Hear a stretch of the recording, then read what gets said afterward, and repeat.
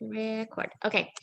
So this week's Torah portion is Parashat Tetzaveh, which means, and you shall command. So mitzvah, Tetzaveh. You can hear the root there. It's a difficult root. I find I have a lot of trouble explaining that to students when they're trying to read even the word mitzvah itself, which they recognize, but it's spelled with a vav, and they're used to vavs being vowels, and I don't know, the students just get confused. And then all of the roots, all the other words from that root don't necessarily look similar. So titzaveh is one of them. You shall command. So the Hasidic masters point out that that Moses' name doesn't appear in the Parsha. It's the only Parsha between his birth. Obviously, Genesis doesn't mention him at all. And a lot of Parshas in Deuteronomy don't either, because they're all first person speeches from him. But it's the only Parsha in all of Exodus, Leviticus, or Numbers that doesn't have his name. But the you shall command, is Moses. God is telling Moses what to tell Aaron and his sons, namely.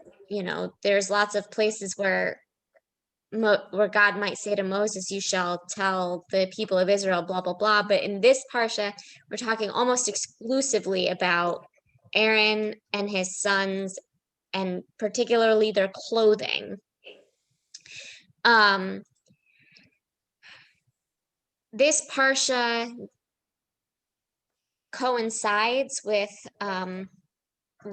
Purim.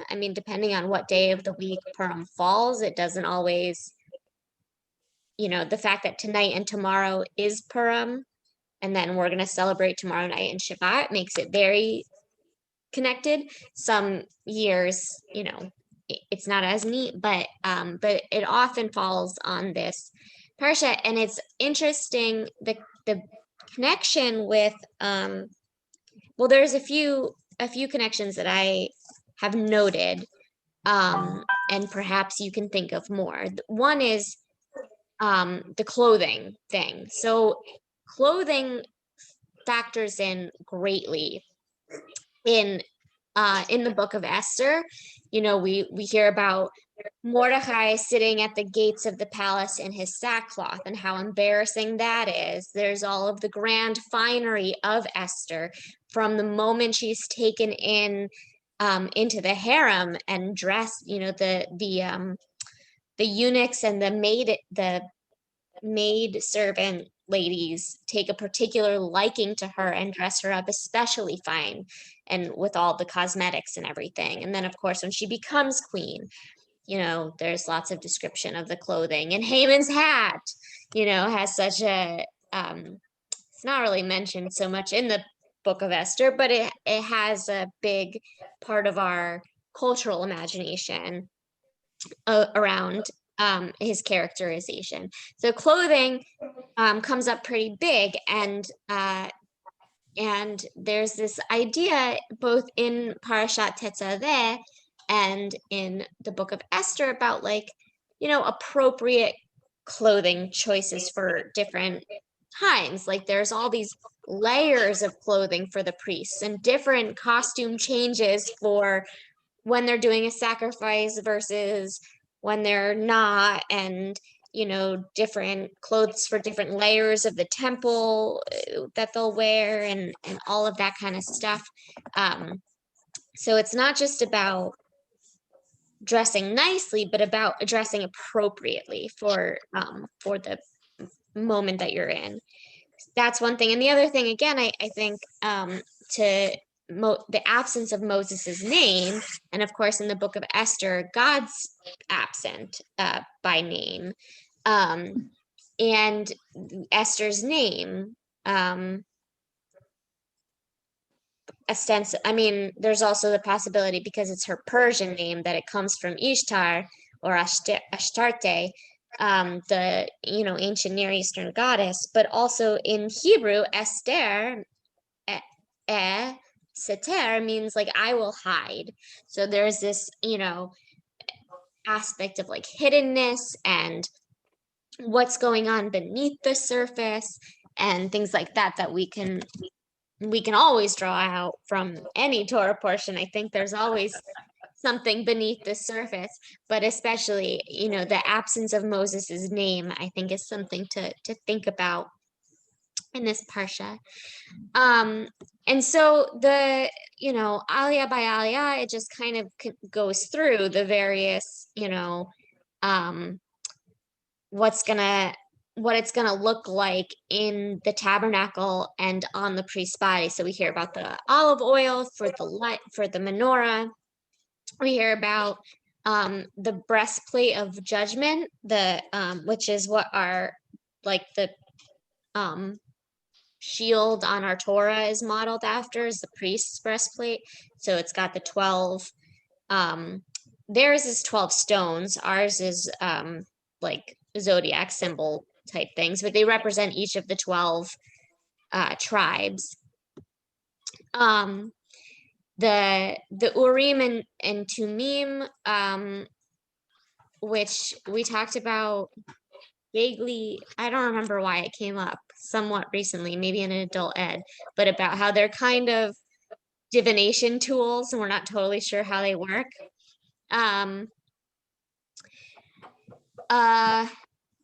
Yeah, all of these things, the fringes, the colors of the robes, the patterns, the layers of clothing, the undergarments and the outer garments, all of this continues.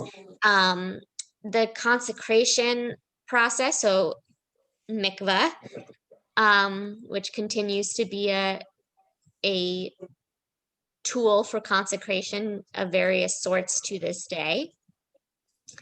And then Moses makes some sacrifices on their behalf to sort of like kick it off. We still have some more parshiot left to Exodus before we get to Vayikra, is the like true opening of the Mishkan and the beginning of the sacrifices by Aaron and his sons, by the priests. But in this parsha, Moses does some that will sort of like set the tone for how Aaron and his sons will do it. And yeah, and then that's basically it. There's some other offerings mentioned, but we get into so much more detail on all of those in Leviticus, so we can leave that for now. Another thing that just about the clothing, so Talmud talks a bit about there's a commentary on this parsha from Talmud Zevachim, Tractate Zevachim, about what each of the layers of the clothing signify. So the tunic atoned for bloodshed, and then they make a cross reference to Joseph's tunic. The breeches atoned for lewdness. The turban atoned for arrogance. The turban, did I say that right, or did I say tunic again? You said turban. Okay, good. The turban atoned for arrogance. The sash atoned for impure meditations of the heart, and the breastplate atoned for neglect of civil law, as it's called, the breastplate of judgment, mishpat. And the ephod atoned for idolatry. The cloak atoned for slander, and the crown atoned for brazenness. And I mean, it's like a pretty straightforward sort of commentary on the Torah, this sort of thing you would find that the rabbis say about, like, let's explain why there are so many layers, so many ornaments, so many accessories, whatever. But it struck me this time because we're also in Daf Yomi, we're still in Parashat Pesachim, or sorry, not Parashat, Tractate Pesachim. And there was a argument, I don't know, maybe 2 weeks ago, like relatively recently, in this section that we're still kind of parsing through, that that the headband itself atones for certain sins. And so there's a whole conversation about it's like embedded in a broader machloket about um if someone who's uncircumcised or otherwise ritually impure brings their lamb for the Pesach sacrifice, and like if the priest accepts it, does it matter if they know the person's impure? Does it matter like if there's a group of people and the majority are pure, does that rule out the impure? And these kinds of intricacies that the Talmud loves to argue about. And then there's an added layer they bring in about the priest's headdress or headband or turban, or whichever word you want to use for it. Maybe the crown is what they're referring to there. But that adds an extra layer. If the priest is wearing it, then it's okay for the uncircumcised or impure person to sneak into the masses there. But if he's not wearing it, if the priest isn't wearing it when he accepts the sacrifice, then it's negated. And I don't know. So there's this added layer in apparently multiple places in the Talmud of like what all of the pieces of the clothing signify and how they imbue this sort of like magical ritual purity onto whatever the priests are doing. So I don't know. I just that strikes me. So yeah, so that's a sort of summary and some starting notes. If any of that resonates with you, or if you have other questions, comments on the Parsha, I'll open it up. Well, speaking of the clothing, I noticed at the beginning where God is starting to talk about the clothing, he says, make sacral, this is 28:2, make sacral vestments for your brother Aaron for dignity and adornment. And those two don't always go together. So I thought that was interesting. Very often when you speak of adornment, dignity doesn't come into it. So I like that pairing. Well, adornment, tiferet there. Okay, so neither of these words are those. That's not how I would translate either of them. Which doesn't mean it's wrong. But kavod is like, I mean, I guess dignity is okay. It's, we usually translate it as respect. Like we tell this religious school students, have kavod for your teachers and your parents, whatever. And tiferet, it certainly can have an aesthetic connotation, but it also it means like glory, it's like part of the glory or splendor. It's part of the Sphirot, Tiferet's one of the rungs on there. So it's more than just, that these garments will elevate his status and show his dignity, and also he'll look fly in them. There's a layer of implicit holiness to Tiferet. Okay. Yeah, for splendor and for beauty, sure. Tiferet can be beauty as well. I mean, I think Tiferet is one of the few feminine emanations. So beauty, I don't know. Just saying. It's more complex. Anybody? David, you had your hand up before. Did you have something on else? a different area. I don't know if you're ready to leave this one yet. The blood splashed on the altar, the blood sprinkled over the clothing. They're out in the desert. I would think I would think the stink of walking into the altar area would pretty much lay anybody out. I mean, there's nothing, unless there's something Leviticus that mentions cleaning the altar, which I would doubt, or, I mean, are they expected to wear these blood splattered clothes, his turban, you know, with oil dripped on top of it? The clothing can be washed. Hmm? The clothing can be washed in between. You know, after he does his daily sacrifices. So yes, he gets good and gross. But then there's a description, I guess it's in Leviticus somewhere. I can't give you a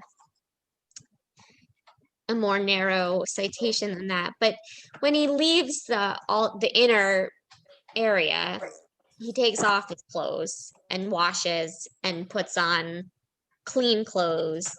And so then presumably the bloody clothes are also laundered before the next days.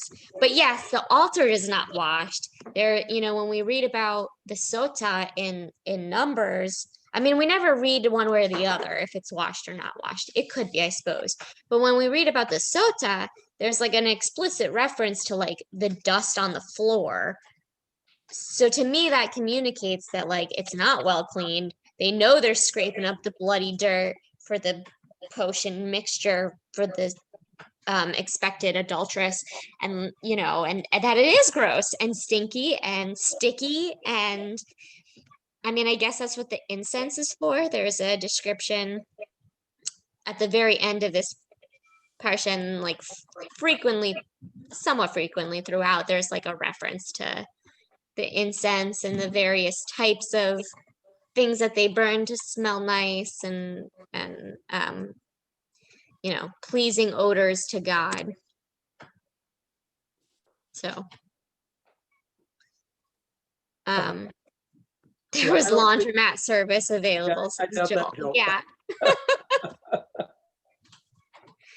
Just that was what struck me. Yeah, Joel, go ahead. Now, here's a fun fact that I think is pretty important. Of course, you mentioned Moses' name is not here in the Parsha. And when we read the entire book of Esther, there is no name of God. Mm-hmm. But there are acrostics in Esther. Have you gone over that, Rabbi Goldstein? The acrostic? No, we haven't Or- talked about that. Okay, so first of all, an acrostic would be if you take the first letter Right. of the verse and it actually makes some name and whatever it is. And we have plenty of that in Torah. So when I look at 5:4, I'll just say it in Hebrew quickly. Yabo HaMelech Bahaman Hayom. 5:4, I'll put it in the chat. So those 4 words, the first one begins with Yud, the second one begins with Hey, the third one begins with Vav, and the fourth one begins with Hey. If you put those 4 together, you have the name of God. And there's more of them, but that's it for now. Okay. So how about this one? Does Moshe appear? I don't know. Let's look at it. Acrostic? Let me find. I didn't see it, but I mean, maybe somewhere.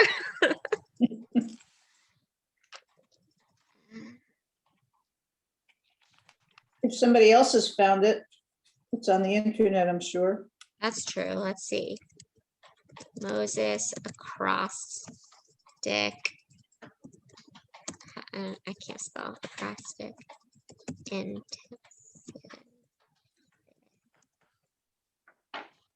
yeah. The missing Moses. Oh wait, no, that's not.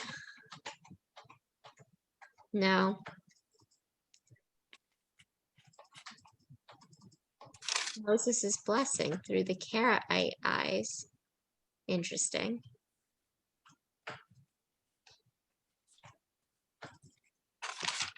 No, I don't see any evidence of that, but keep looking. Let me know if you find anything.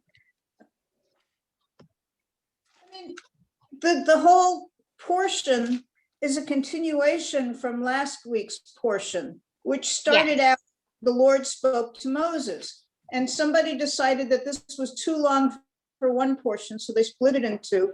And if they wanted to, they could have started this portion with the same phrase, but they decided that we would remember it and carry it over, and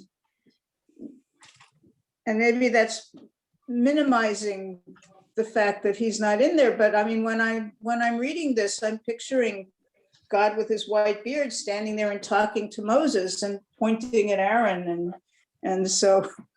Right. Yeah. I mean, it's very clear who God is talking to and what's gonna happen. But it is more fun to try to figure out why Moses isn't in it. I grant you that. I mean, another thing that I was on a like Purim celebration last night with National Council of Jewish Women, that, somebody pointed out,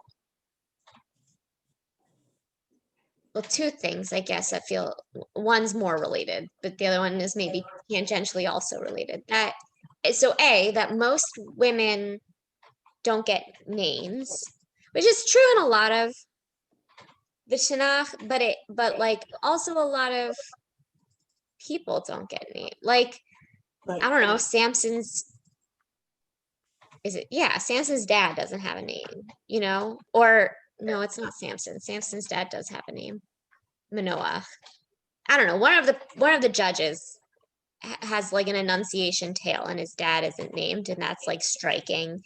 And the three messengers who come to Abraham don't get names. And so there's other things, but in Esther, we get so many male names, like the two guards that are plotting his death, and we see them only in one scene, plotting the king's death, and we see them only in that one scene. They're totally unimportant. Like, I mean, it's sort of a side plot that like kind of helps to serve the like political farce scene of Haman having to lead Mordecai on the horse and everything, but it like really has nothing to do with the overarching plot.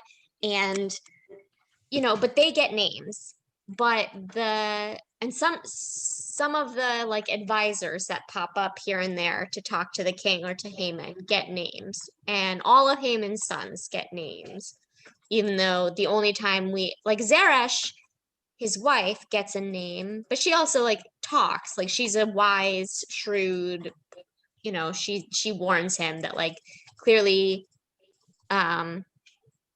Mordecai has been shown some greater favor and you will not succeed over him. And so she gets a name, but like his sons we only know because they're all murdered, and but we get all of their names, these kinds of things that are, so it's striking that we don't get to hear the names of the other girls in the harem or the maidservants or any of this. We know every male basically that crosses the scene gets a name, but the only women that get names are Vashti, Esther, and Zeresh.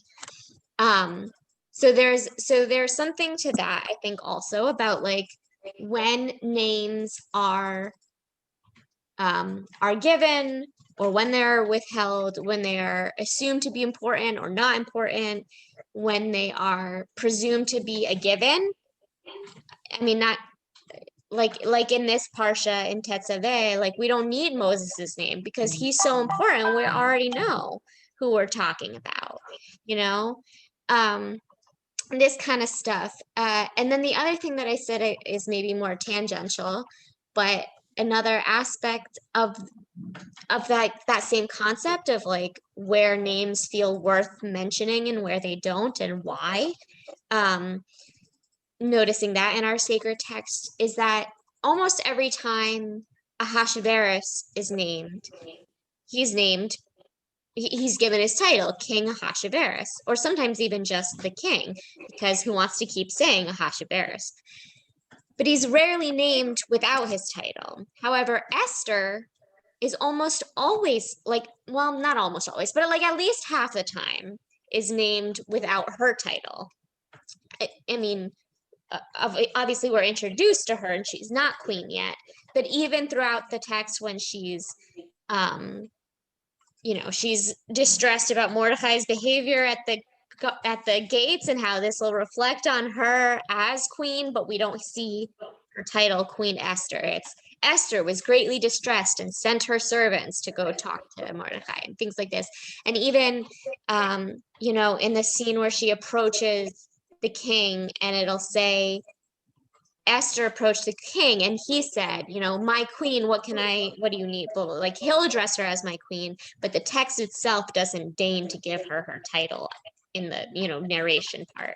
So I think that's also, similar to names is also our titles and how it's acknowledged or not acknowledged. So that's maybe more tangential for this parsha, but I think it also carries over how often we see Aaron referred to as HaKohen or HaKohen Gadol versus, not all of the other priests or Levites who serve the temple get their titles acknowledged, and things like that. So, or Eliyahu Hanavi, but how many other prophets are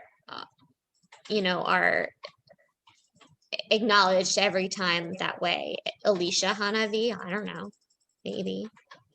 Debbie, go ahead. But even, that, I never thought of it before, but even Moses is never, we don't think about Moses as being part of a tribe at all. Right. And I suppose there's a good reason for that. Right. But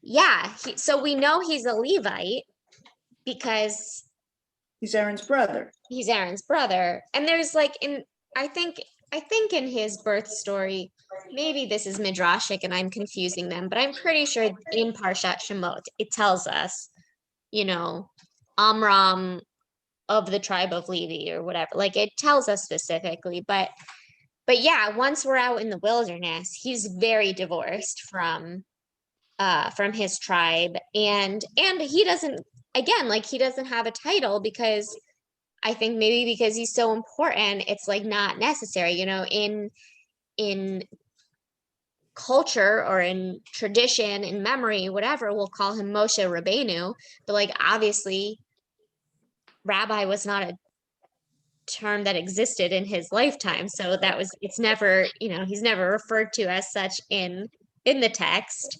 Yeah, okay, so it is in Exodus itself. The Vayelech Ish Mi Beit Levi, yeah. Yeah, so anyway, I don't know. I think it's interesting. I guess if you have a title, no matter how exalted it is, it boxes you into a role. And that's true. I mean, like to draw contemporary, maybe less politically charged than the example in last night's session was Dr. Jill Biden. But also like think about how people refer to Reverend Dr. Martin Luther King Jr. Sometimes I very rarely hear both titles used. Sometimes Reverend, sometimes Doctor, sometimes none. Sometimes we drop the junior. And sometimes he's just MLK. And in that context, I don't think it's necessarily a sign of disrespect the way denying Dr. Biden's doctorate because she's not an MD. Like that feels disrespectful. I don't think that's necessarily what's happening with Martin Luther King. I think it is a little bit more of a Moses thing where he has this like, he's so associated with the civil rights movement and his leadership and his death and these other higher civil things that I think people don't think of him as a preacher or as a man who, graduated at 16 and got a doctorate before most of us would have finished a bachelor. Um, so, uh, anyway, I think there are various reasons why people feel the need to name or not name. And it's just worth noting. Brandy, go ahead. Yeah, I was just thinking about Esther and how she's referenced it in the scroll of Esther, and I think when she's called queen, it's like because for a moment she was the queen, like she was, elevated to this certain status within his court, and then some in other moments like she was not quite that status. And that's kind of the way it is in life, just like as you were describing, sometimes people are, when Dr. Martin Luther King was giving, talking about something that was deserving of calling him Reverend Martin Luther King, then that's what people refer to him as. When he was maybe just being his normal person, and he was with his family at home, maybe he was called Dad, or Right. Whatever his loving term his wife called him. And so I think that's just, normal. I think to always look for someone to be referred to in the same ways would just be contrary to natural social communications. Right.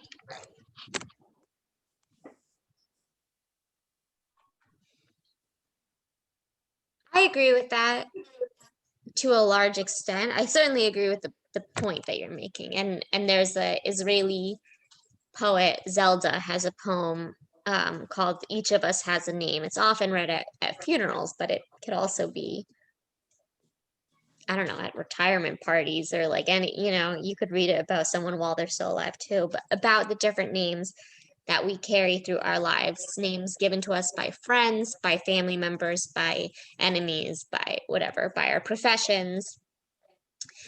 The thing that troubles me about Esther specifically, though, is that, like, sure, so when she's communicating back and forth with Mordecai, and she's not acting very queenly, or, both because she's hiding and she's sending messengers back and forth and she's not coming into her own power, and because, like, it's her uncle and they're having like familial conversations. So for it to call her Esther without queen there, I think jives with your point. But when she enters the king's presence, she is gathering up all of her queenly grace. She is in her royal finery. She's throwing a fancy royal banquet for the king and Haman. He touches her with his scepter to signify that it's okay for her to approach. Like, she gets the royal approval because she's queen, and he addresses her as queen. So it seems to me in that moment, the narrator should also address her as queen. My theory about Esther is that while she was referred to as a queen, that she was probably something more like a courtesan and more like, like she had her moment with the king, but it was, even the fact that she had to approach him in that way, in that moment, is like signaling like he doesn't think of, like her dynamic has changed in the relationship. But to me, that doesn't necessarily say that she doesn't, like, queen is something that the king's decisions make her, like, it's not a title that is organic to what she does. It's like, and therefore it kind of makes the dynamic of the title different. And there are other titles that people earn, like doctor, or when you get married, Mrs. And that's that signals something more, something that you've embarked on from your own accord rather than something that someone gave you. So in that moment, I'm not so, I don't mind that she wasn't referred to as queen. Well, you're certainly right that it's in those days, queen, the title of queen is completely dependent on king. Or at least in this story. I guess there were probably other cultures that maybe had, Cleopatra was queen without a king or whatever. But yeah, certainly it's clear to us that in Ahasuerus's case, he elevates Esther above all the other girls, but yes, he has a full harem, and he is the one with all the power. When Queen Vashti refuses him, he sends her away to be banished or killed. It's not clear. But at the end, he gives Esther after Haman's defeat, he grants Esther powers and land, and I don't remember, I'd have to go back and look, but doesn't he? Right. That's true. Yeah. Joel, go ahead. Yeah, of course. I agree, Debbie. So Brandy brings up a very important point, and I agree 100%. And for example, in our entire Torah, it says, and he took Sarah to wife. Not really. Tell you why. The whole concept of wife in Talmud and Jewish thought does not originate until the Talmudic period. It's a tractate Kiddushin and tractate Erusin, where it's all spelled out what constitutes a wife as opposed to not a wife. Another fact is this, even in my little community here, we have people who are wives, they have their official papers, and we have something known as common law wife. And it has to do with if you hold yourself out to the community, you may claim you're not married to that woman, but the courts will tell you, oh, yes, you are. You're common law husband and wife. And I think we have to keep that in mind for our entire view of Torah. Yeah, and I think what they've done, a lot of our translators, they conflate time. In other words, they don't want to go through Joel's 12,000 word explanation. So they just say took to wife. That'll be good enough for now. So it depends. Right. Yeah, I think I read before that bride, at least the English term bride, really just means cook. Or I think it's bride, yeah. And so, every man needed a cook. Guys don't know how to cook. I'll Google it and make sure that's. So no bedroom duties are ascribed to that. Cooking in the bedroom. Maybe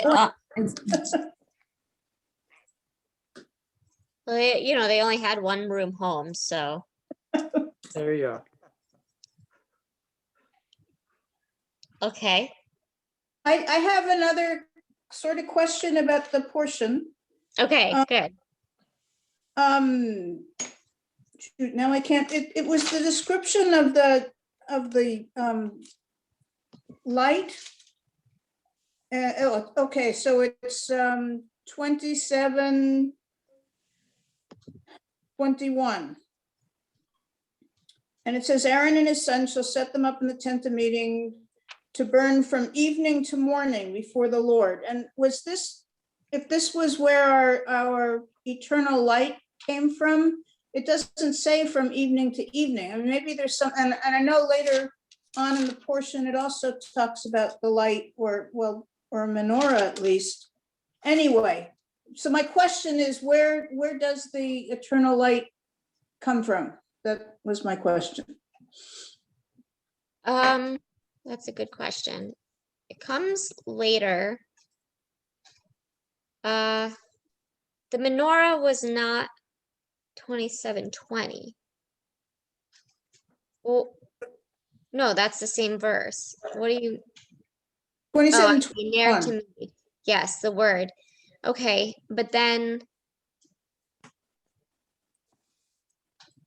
Yeah, but then the next verse says only until morning, and it's talking about the menorah, not the eternal So light, that's the menorah, okay. which they are different.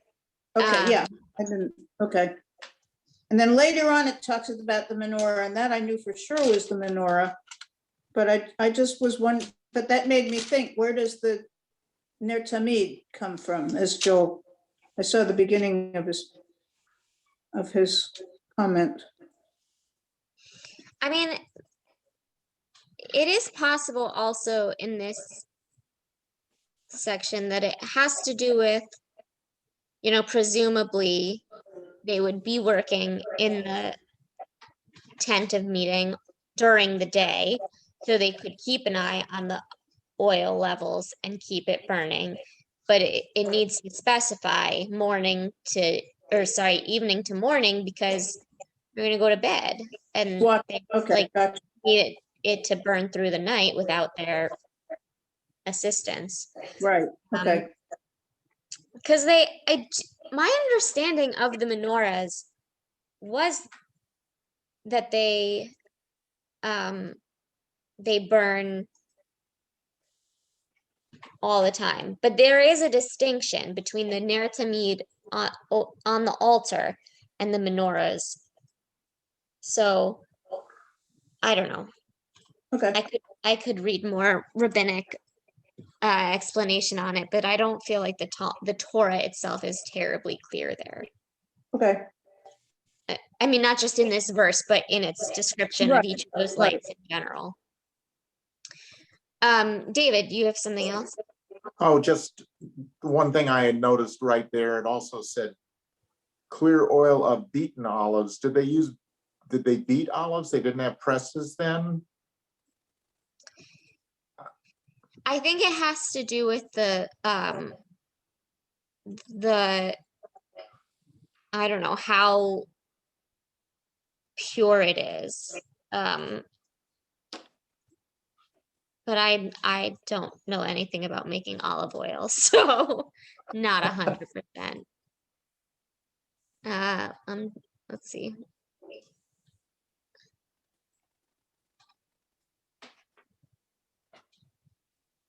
Um,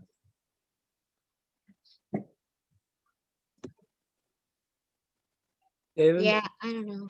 my Sonsino edition says in the note, pure olive oil and beaten. The olives were gently pounded in a mortar, and the first drops of oil obtained were of the purest quality. That's according to Rabbi Hertz. Yeah, Okay, Rashi thank says you. something similar. He pounds the olives in a mortar and must not grind them in a mill, so that there will be no lees. I don't know what lees are, to be honest with you, but Like dregs, the pieces of olives and stuff, I believe. okay. After he has thus extracted the first drop of oil, he may bring them into a mill and ground them. The second oil, obtained by grinding or pressing, I guess, is unfitted for use in the menorah, but is permissible for the meal offerings when the flour is mixed with oil.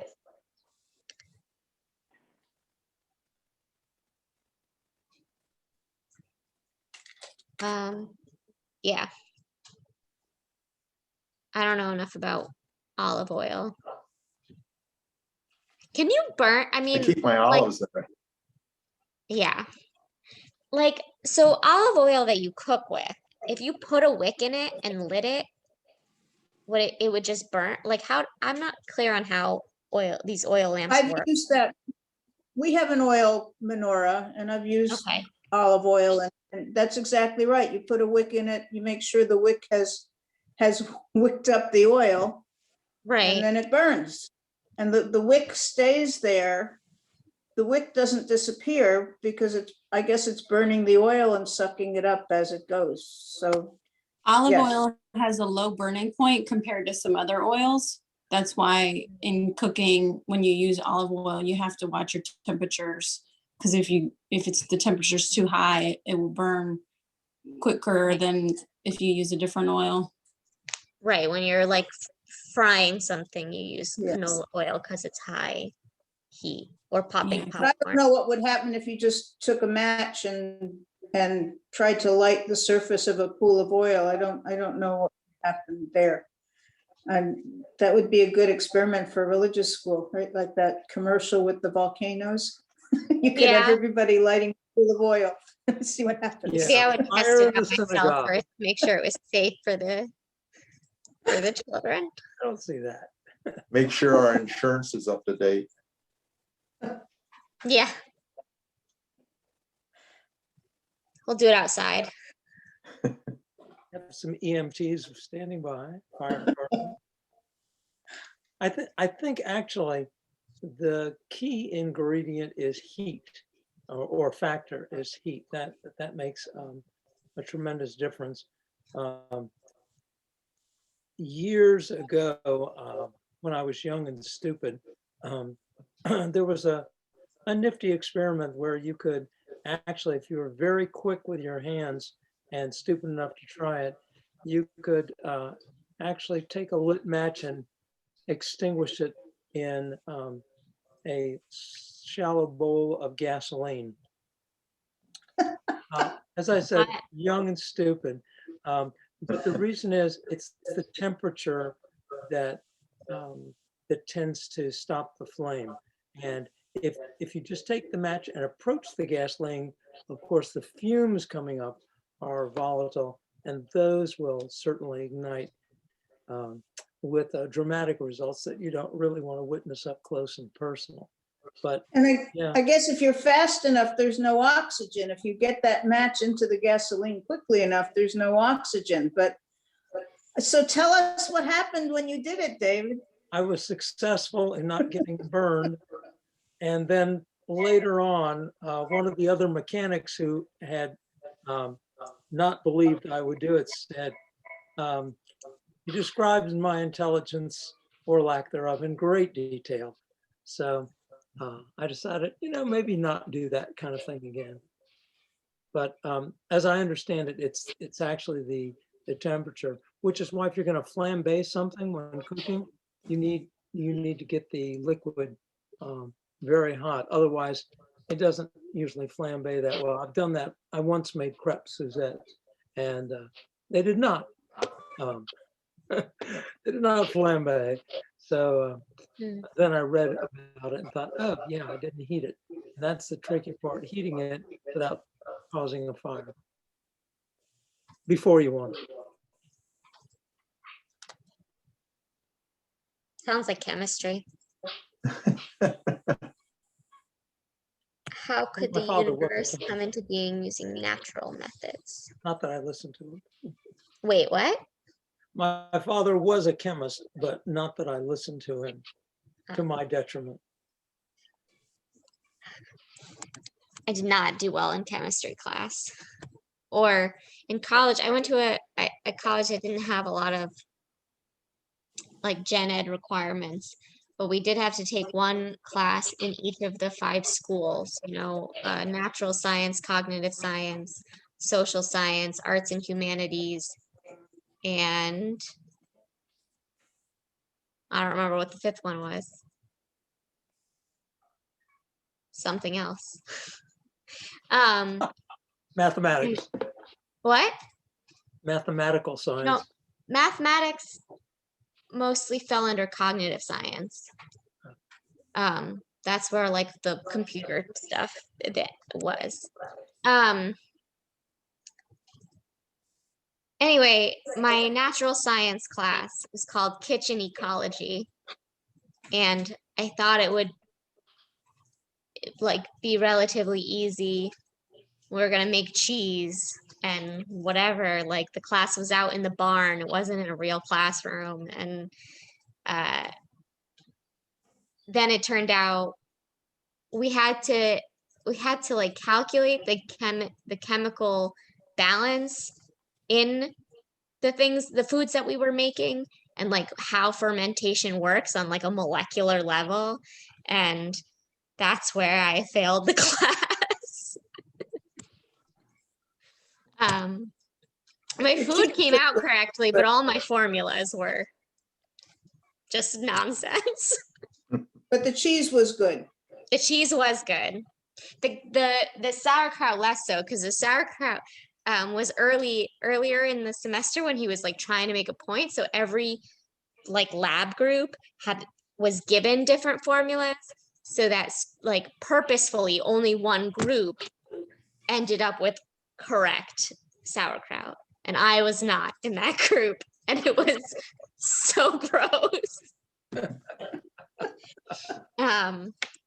Anyway, that's chemistry for you.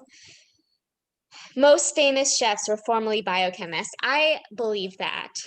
There is so much chemistry that goes into food, and like into like your, I don't know, not just the cooking aspect, but like, I don't know, your gastro chemistry and your taste, balance of your taste palette and whatever. There's so much. It's fascinating, but not my wheelhouse. Anyway, last thought. I mean, so one other thing that Joel brought up before we delved too much into chemistry there is the match in the oil conversation brings to mind the absolute miracle of creation. How could the universe come into being using natural methods? And I feel like this gets back to a little bit something I had said last week, 2 weeks ago, about, creation is told to us very briefly, the creation of the world.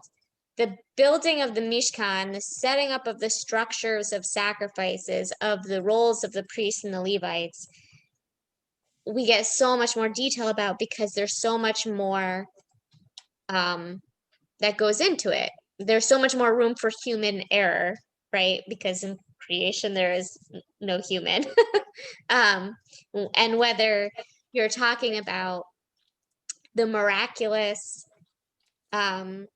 coincidence of the right chemicals coming together to spark the Big Bang, to have just the right perfect carbon balance to support life on Earth, all of these things. Or if you're talking about, and God said, either way, there's no human involved. It's so beyond our conception that it's almost like, from the Jewish perspective, like not even worth digging too deeply into, because we'll never get it. Let's talk about the things that we can understand, that we can control, that we can utilize to make our lives more meaningful. So Maybe we're not meant to create worlds. And so the details were not passed on to us.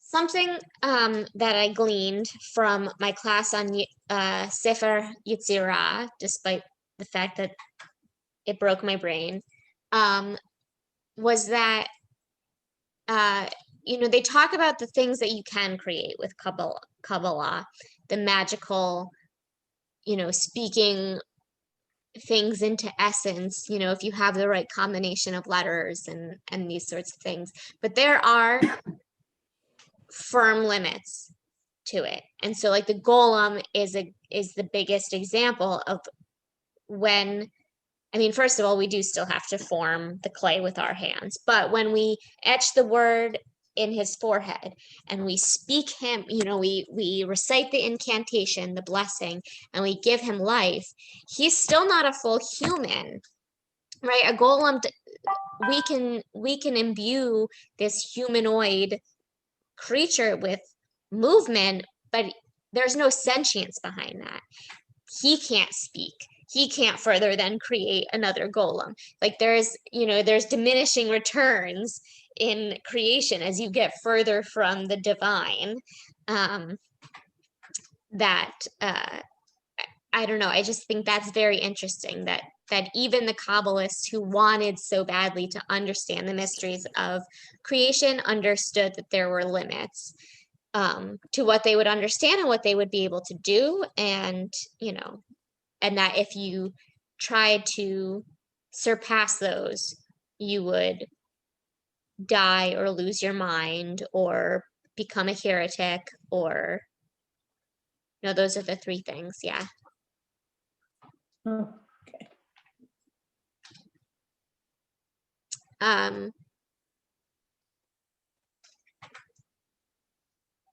Yeah. Any last thoughts before we close? All right. Well,